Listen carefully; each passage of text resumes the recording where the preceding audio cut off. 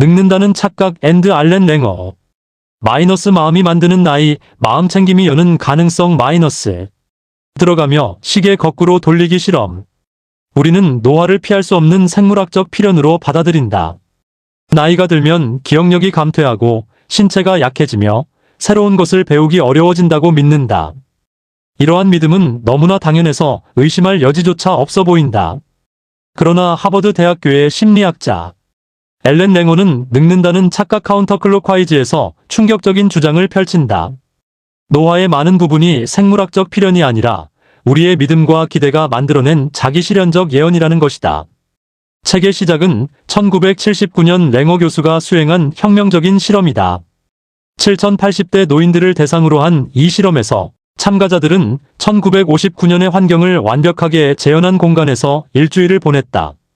그들은 20년 전의 잡지를 읽고 당시의 TV 프로그램을 보며 마치 1959년에 살고 있는 것처럼 행동하도록 요청받았다.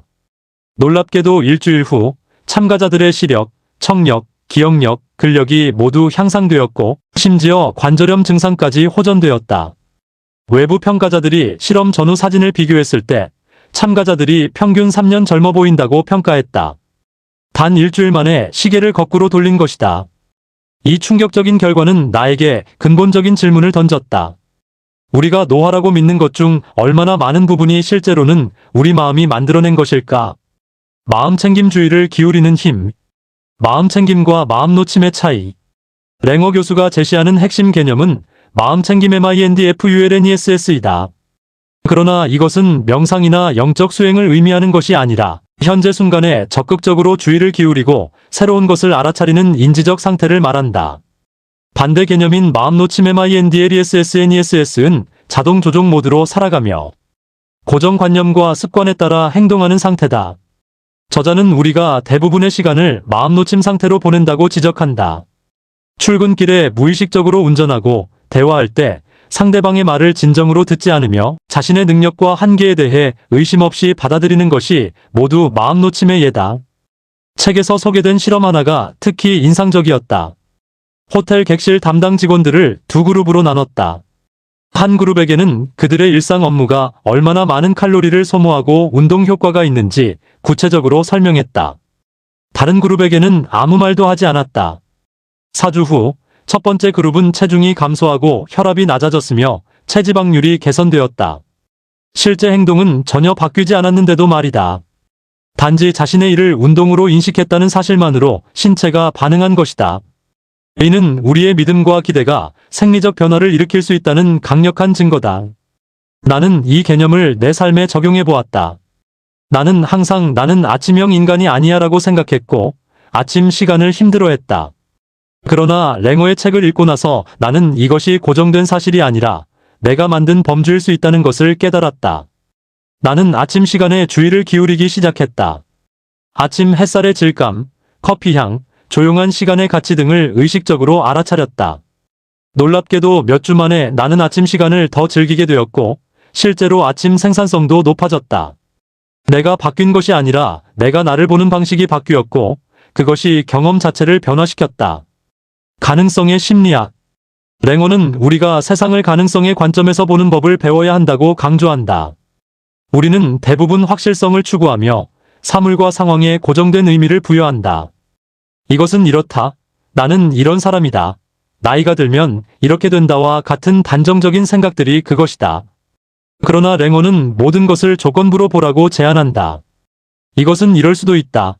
이런 상황에서는 나는 이런 사람일 수 있다. 어떤 경우에는 나이가 들어도 이럴 수 있다처럼 말이다. 이러한 가능성의 사고는 단순한 긍정적 사고와는 다르다.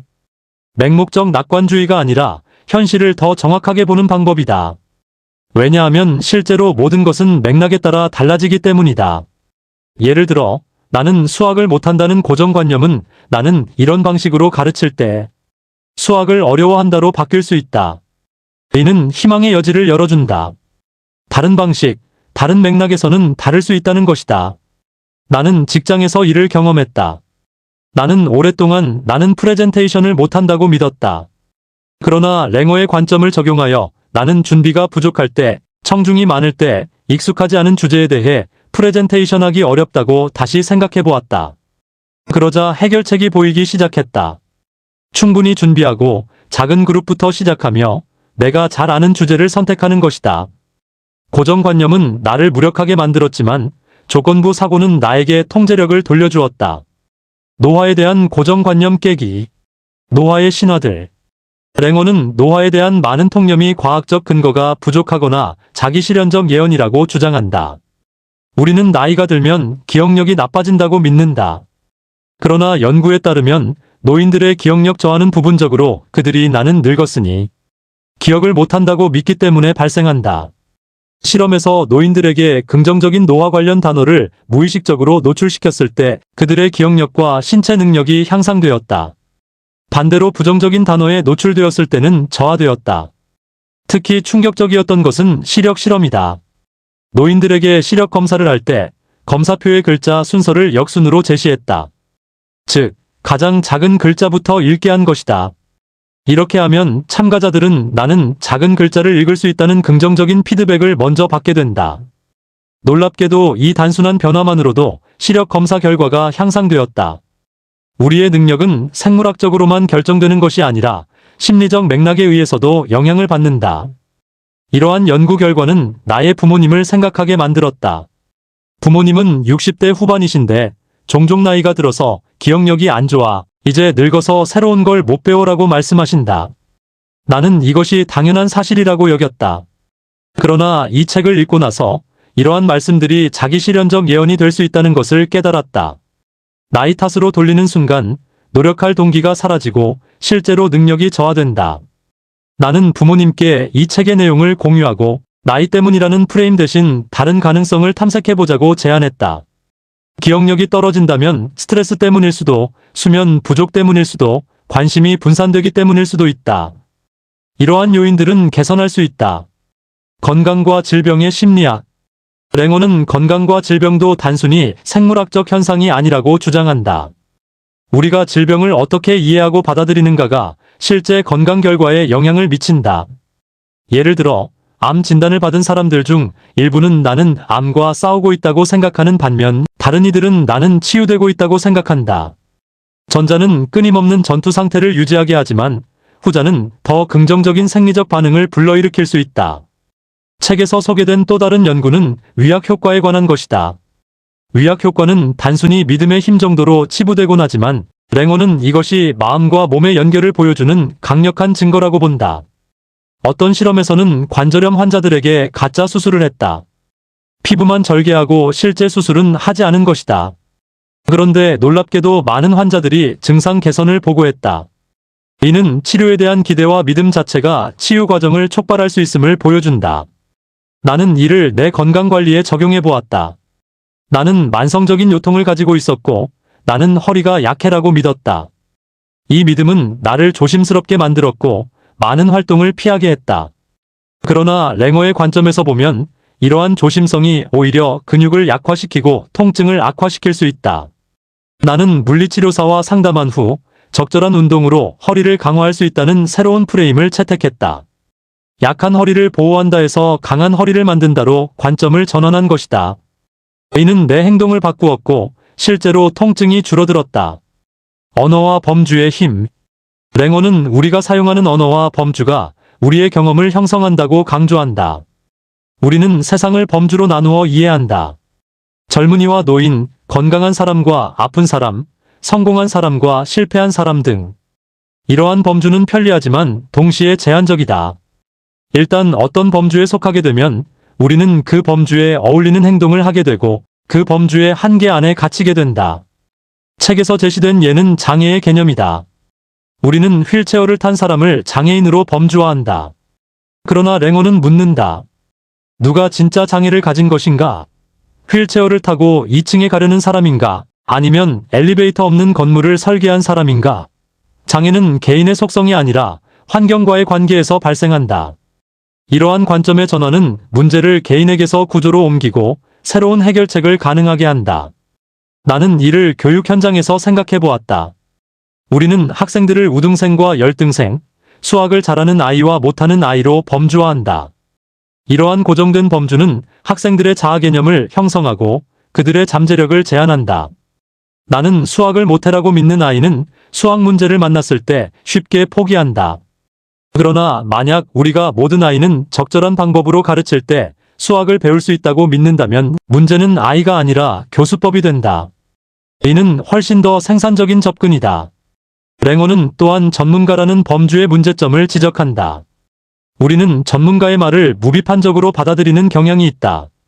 의사가 말하면 그것이 진실이고 권위자가 말하면 그것이 옳다고 믿는다. 그러나 전문가도 틀릴 수 있고 그들의 지식도 맥락에 의존한다. 더 중요한 것은 우리 자신의 경험과 직관이다. 마음챙김은 권위에 의존하기보다 자신의 경험에 주의를 기울이는 것을 의미한다. 이것이 맹목적 복종이 아니라 능동적 참여로 이어진다. 창의성과 마음챙김. 랭어는 마음챙김과 창의성 사이의 깊은 연결을 탐구한다. 창의성은 새로운 것을 알아차리고 익숙한 것을 새로운 방식으로 보며 고정관념에서 벗어나는 능력이다. 이는 정확히 마음챙김의 정의와 일치한다. 마음놓침 상태에서는 모든 것이 자동적이고 예측 가능하다. 우리는 이미 알고 있다고 생각하기 때문에 주의를 기울이지 않는다. 그러나 마음챙김 상태에서는 매 순간이 새롭고 모든 경험이 탐구의 대상이 된다. 책에서 소개된 실험은 학생들에게 어떤 정보를 절대적 사실로 제시하는 것과 가능성으로 제시하는 것의 차이를 보여준다. 한 그룹에게는 이것은 이렇다라고 말하고 다른 그룹에게는 이것은 이럴 수 있다라고 말했다. 후자의 그룹은 정보를 더 창의적으로 활용했고 다양한 맥락에 적용할 수 있었다. 확실성은 사고를 닫지만 가능성은 사고를 연다. 나는 이를 내 업무에 적용해 보았다. 회의에서 문제를 논의할 때 나는 이것은 문제다라고 단정하는 대신 이것은 어떤 면에서 문제일 수 있다. 다른 관점에서는 기회일 수도 있다라고 표현하기 시작했다. 이러한 언어의 작은 변화가 팀의 사고를 열었다. 사람들은 더 다양한 아이디어를 제시했고 더 창의적인 해결책이 나왔다. 확실성의 언어는 논쟁을 부르지만 가능성의 언어는 협력을 낳는다. 통제감과 건강. 랭어의 연구 중 가장 강력한 것은 통제감과 건강의 관계에 관한 것이다. 요양원 노인들을 대상으로 한 실험에서 한 그룹에게는 작은 선택권을 주었다. 식사 메뉴를 선택하고 방 꾸미기를 결정하며 화분을 돌보는 책임을 맡겼다. 다른 그룹은 모든 것이 정해져 있고 직원들이 돌봐주었다. 18개월 후 첫 번째 그룹은 더 건강하고 행복했으며 사망률도 현저히 낮았다. 단지 작은 통제감을 가졌다는 것만으로도 삶의 질과 수명이 달라진 것이다. 이는 현대 사회의 많은 문제를 설명한다. 우리는 점점 더 많은 것을 전문가와 시스템에 위임한다. 의사가 치료를 결정하고 회사가 경력을 결정하며 정부가 삶의 규칙을 정한다. 우리는 수동적인 소비자가 되고 통제감을 잃는다. 랭어는 우리가 능동적인 참여자가 되어야 한다고 주장한다. 우리의 건강, 일, 삶에 대해 선택하고 결정하는 것이 단순히 권리의 문제가 아니라 웰빙의 필수 요소다. 나는 이를 건강관리에 적용했다. 이전에는 의사의 처방을 무조건 따랐다. 그러나 이제는 능동적으로 질문하고 다양한 옵션을 탐색하며 최종 결정에 참여한다. 이것이 의사의 전문성을 무시하는 것이 아니다. 오히려 협력적 관계를 만드는 것이다. 내 몸에 대해 가장 잘 아는 사람은 나다. 의사는 의학적 지식을 제공하지만 최종 결정은 내가 내려야 한다. 이러한 태도의 변화는 나를 환자에서 건강의 주체로 전환시켰다. 비판적 성찰 한계와 주의점. 랭어의 이론은 혁명적이지만 몇 가지 한계와 주의점이 있다. 첫째, 마음의 힘을 과대평가할 위험이 있다. 모든 질병과 노화가 마음으로 극복될 수 있다는 식으로 오해될 수 있다. 실제로 많은 건강 문제는 생물학적 실체를 가지며 긍정적 사고만으로 해결되지 않는다. 암 환자에게 긍정적으로 생각하면 나을 거야라고 말하는 것은 비현실적일 뿐 아니라 잔인할 수 있다. 마음챙김은 만병통치약이 아니라 전체적 접근의 한 부분이어야 한다. 둘째, 개인에게 과도한 책임을 지울 수 있다. 내가 아픈 건 내 마음가짐 때문이야 라는 메시지는 피해자를 비난하는 것이 될 수 있다. 많은 건강 문제는 환경, 유전, 사회-경제적 요인 등 개인의 통제를 벗어난 요소들의 영향을 받는다. 개인의 마음가짐을 강조하는 것이 구조적 문제를 외면하는 핑계가 되어서는 안 된다. 셋째, 문화적 맥락의 차이를 충분히 고려하지 않는다. 랭어의 연구는 주로 서구, 특히 미국에서 이루어졌다. 개인주의와 자율성을 중시하는 문화에서는 통제감과 선택이 중요하지만 집단주의 문화에서는 조화와 소속감이 더 중요할 수 있다. 한국을 포함한 동아시아 문화권에서는 관계 속에서의 역할과 책임이 웰빙의 중요한 요소다. 마음챙김의 적용도 문화적으로 적절하게 조정되어야 한다. 나가며 가능성으로 가득한 삶. 엘렌 랭어의 늙는다는 착각은 단순히 노화에 관한 책이 아니다. 이것은 우리가 현실을 어떻게 구성하는가, 우리의 믿음이 경험을 어떻게 형성하는가에 대한 근본적인 탐구다. 랭어가 보여준 것은 우리가 생각하는 것보다 훨씬 더 많은 것이 우리의 통제 안에 있다는 것이다. 나이, 건강, 능력에 대한 많은 제약이 실제로는 우리 마음이 만들어낸 것이며 따라서 우리 마음으로 바꿀 수 있다. 이 책을 읽고 나서 나의 삶에 대한 태도가 근본적으로 변했다. 나는 더 이상 나이를 제약으로 보지 않는다. 30대든 60대든 80대든 중요한 것은 숫자가 아니라 내가 어떻게 사는가다. 마음챙김 상태로 살면서 매 순간을 새롭게 경험하고 가능성에 열려 있으며 능동적으로 참여한다면 나이는 단지 정보일 뿐 한계가 아니다. 나는 또한 내 건강에 대해 더 많은 책임과 통제를 느낀다. 의사나 유전자에게 내 건강을 맡기는 대신 나는 내 몸의 주인으로서 적극적으로 건강을 관리한다. 가장 중요한 변화는 가능성의 관점을 갖게 된 것이다. 이전에는 많은 것을 고정된 것으로 보았다. 내 성격, 내 능력, 내 한계가 정해져 있다고 믿었다. 그러나 이제는 모든 것이 맥락에 따라, 관점에 따라, 노력에 따라 달라질 수 있다는 것을 안다. 이는 나에게 엄청난 자유를 주었다. 나는 더 이상 과거의 패턴에 갇혀 있지 않다. 매 순간 다르게 선택할 수 있고 다르게 될 수 있다. 물론 이것이 쉬운 일은 아니다. 수십 년간 형성된 습관과 믿음을 바꾸는 것은 지속적인 노력을 요구한다. 나는 여전히 자동 조종 모드로 빠지고 고정관념에 사로잡히며 마음 놓침 상태로 지낼 때가 많다. 그러나 중요한 것은 이를 알아차리고 다시 마음챙김으로 돌아오는 것이다. 완벽을 추구하는 것이 아니라 방향을 유지하는 것이다. 나는 앞으로도 마음챙김을 실천할 것이다.